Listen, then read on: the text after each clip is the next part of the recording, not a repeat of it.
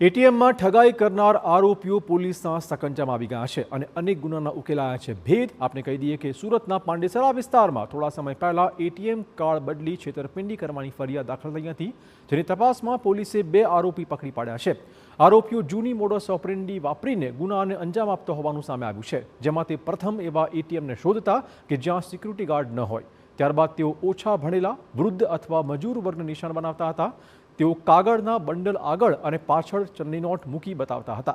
આ નોટને તેમને બેંકમાં જમા કરાવી છે, પરંતુ તેમની પાસે કોઈ એકાઉન્ટ ન હોવાથી જો ભોગ બનનાર તેમને પોતાનું એટીએમ આપે તો તેઓ તેમના રૂપિયા આપવાની લાલચ આપતા હતા.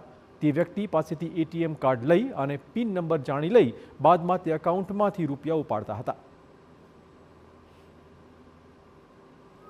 एटीएम पे चले जाते हैं, वहाँ जाके एक इन्होंने इस तरह की ये कागज़ की जो गड्डी है वो रखते हैं, उसमें ऊपर 500 का नोट लगा के रखते हैं और उसको हैंकी रुमाल में लपेट के रखते हैं. वहाँ से थोड़ा सा दिखाते हैं और कोई कम पढ़ा लिखा आदमी, वृद्ध आदमी या कोई बाहर का मजदूर वर्ग का ऐसा आदमी अगर इनको मिलता है तो उसको टारगेट करते हैं. उसको इनमें से एक आदमी बोलता है कि मैं जहाँ पे काम करता हूँ वहाँ से ये पैसे चुरा के लाया हूँ, मेरे पास खाते नहीं है तो तुम इसको खाते में डाल दो.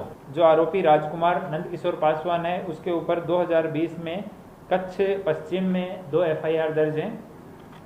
इसके अलावा इन्होंने पूछताछ में अभी तक सूरत शहर में 6 जगह पे अलग अलग बनाव किए हैं. ये इन्होंने पूछताछ में बताया है, जिसमें से 2 पांडेसरा में हैं, एक वेस्तान का, एक उदना का, एक इच्छापुर का और एक वेस्तान का.